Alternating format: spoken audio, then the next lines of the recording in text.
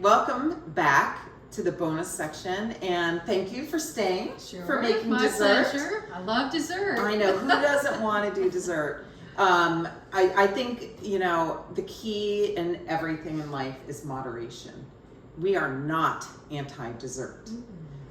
Just don't eat 2 desserts in a day, or just eat 1 serving of dessert. One thing that I don't understand is always going to the box for like a brownie or a cookie. Yep. Because you're gonna see, this is my great-grandmother's recipe, and it is almost as easy as using a box mix, and yet it's very fresh, delicious. It's my go-to brownie recipe. If you bring it out right out of the oven, it's delicious with a sorbet or preferably an ice cream, honestly. And so we're going to show you how quickly we can make these brownies. And I'll do the video myself of when they come out of the oven. Thank you, Brittany, for being our videographer. So the first thing that we're going to do is we're going to melt the butter with the unsweetened chocolate. So it's 4 squares or 4 ounces of unsweetened chocolate, 2 sticks of butter, which is what makes it really delicious. So we're going to just take a quick break, wash our hands, and then we're going to get going on these delicious, delicious brownies. So when you buy a box mix, you almost always have to add butter or vegetable oil. So we're already, you know, doing 1 part of what the box would be. Here, you can break these up in there. Okay. All of it? All of it? All of it.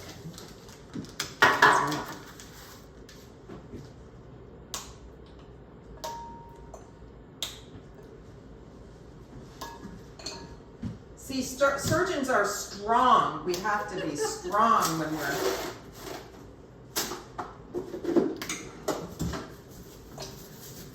Is that small enough? Yeah, that's small enough. Perfect, thank you. All right. And then while we heat this up, and I'm going to do 2 minutes, and it's going to need more than 2 minutes, but I'm going to start with 2 minutes in the microwave. And while I do that, you can take advantage of the butter and butter our pan, and I'm going to get the oven going. So we're going to turn the oven on to 350.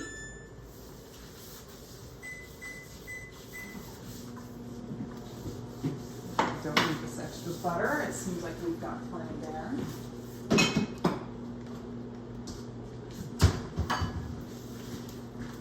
So why don't you, while we're waiting for it to microwave, tell us a little bit about your garden. Oh. So I have a garden plot here with the city of Alexandria, and I love trying to grow all kinds of things. In the summer, I usually try to grow tomatoes, cucumbers, peppers. Sometimes I have great success, others not. But that's okay. But part of the fun is also trying different things. So last year I tried growing some turnips and beets, and they did actually quite well. So Really? yeah, and I had never done that before. Red beets or different color beets? I did red beets. What amazes me actually, so the garden plot where I have my little plot, there are actually about 100 different plots that people rent.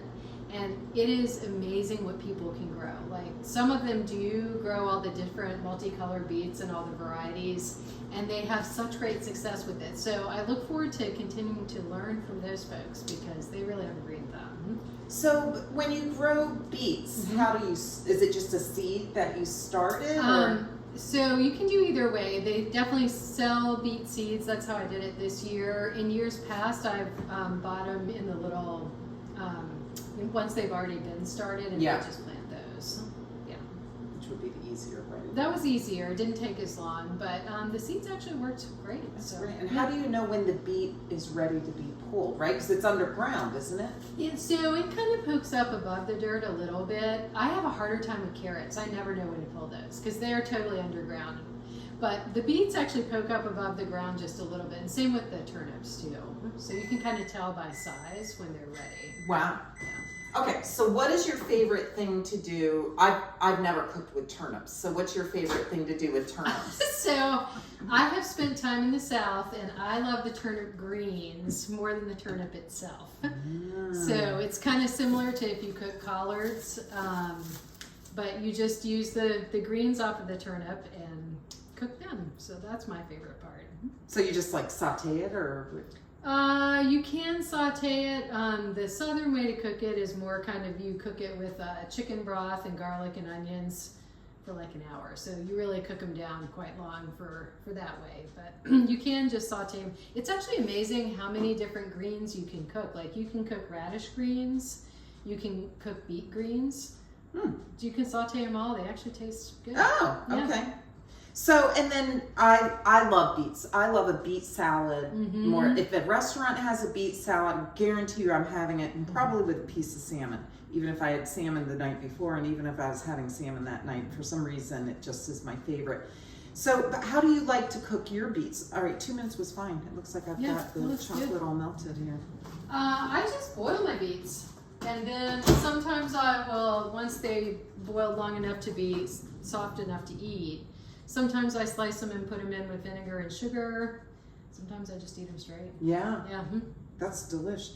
Okay, so I'm going to add 2 cups of sugar, which is what makes it really delicious. So I'm using a half cupper because it fits in this. That and the butter. The butter. You can mix if you want. Oh, sure. Yeah. Julia Childs used to always talk about the wonder of butter. The wonder of butter. I love butter. I am not anti-butter, but anyway, okay.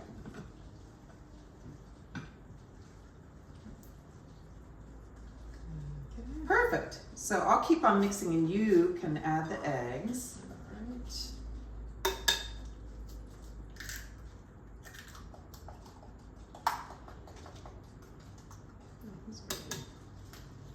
Oh, is that one? Partly there. Oh, there you go. Well done. Maybe I'll use a whisk.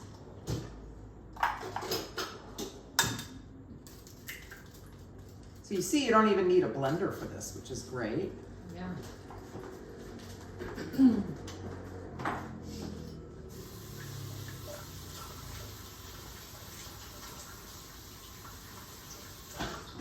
All right, now you can add 2 teaspoons of vanilla.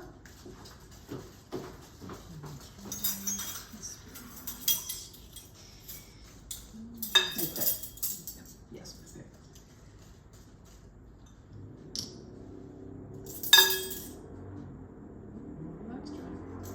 A little extra of vanilla never hurts. That's right. Perfect. Okay. We're going to add 1 cup of flour. I use gluten-free flour because I am celiac and my daughters are celiac. And I have found that King Arthur makes a wonderful gluten-free flour blend.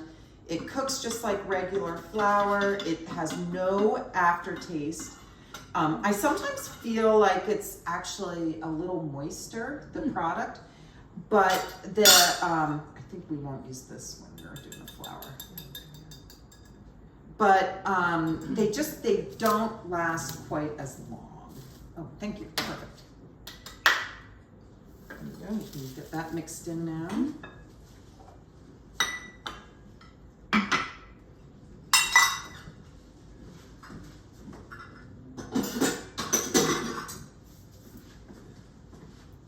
And I've got the spatula if it starts to.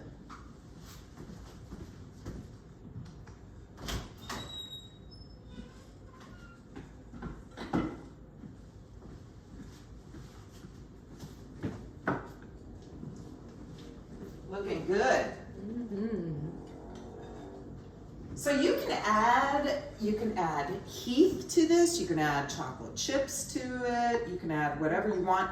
The recipe actually calls for walnuts, but Dave does not like any nuts. Oh no. He doesn't like nuts. He doesn't like mushrooms. He doesn't like sweet potatoes. You would never have been able to marry him. Well, he just wouldn't have been happy. He doesn't like pickles. There's so many anyway, so I don't add nuts, and it's still, nuts add a lot of moisture to brownies, but this recipe is still just as moist without adding nuts. And so today we're just going to make the brownies. We're not going to bother with adding nuts or chips. Robert, my husband, is a huge nut fan. Oh, he so he would prefers like cookies nuts. with nuts. Oh, Yeah. well, there you go. See, that's why you married Robert and I I guess married so. Dave, because I don't care about the nuts.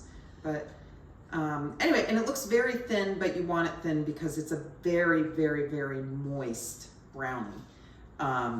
And you have to wait a long time to cut it if you want it to be a perfect looking brownie. But what I do is I just smother it with ice cream, and then no one cares what the brownie looks like. So That's right. yeah. It still tastes delicious. There we go. All right, so the oven is heating up at 350, and what I'll do is once I pull it out, do a little video to show how beautiful it looks. Or you're welcome to stay if you want some brownie to take home, but it's a 30-minute wait. So anyway, it's not quite 350. Once it's 350, I'm going to stick it in the oven, and then you will see how delicious it is. All right, thanks. Thanks. Hello again. You can see Brittany and I got our kitchen all cleaned up. Didn't take us very long. In fact, it took less time than it took for the brownies to cook. So it was 30 minutes. I never bother sticking, you know how you stick a toothpick in to see if your, whatever you made is done, which you do have to do for cakes. I do not do it for this brownie because it will constantly come out with what looks like uncooked, because it is, like I said, it's almost like a lava cake. So it's going to be kind of looking undercooked, even though it's cooked. It's the way the brownie is. So we're just gonna go ahead and pull it out. And Brittany, if you can just come on over here to show how beautiful and perfect looking these brownies are. And I can't cut them right now, but what I'll do is I'll take some pictures of them or do a little video once I've cut so you can actually see what they look like, but they are delicious. So anyway, thanks for coming, and I hope you enjoy the dessert that we made. I think I lied. It's actually cutting very nicely and coming out nicely. I thought it was going to all fall apart because usually it does when I do try and take it out when it's too hot. Let's see. I bet I screwed this up.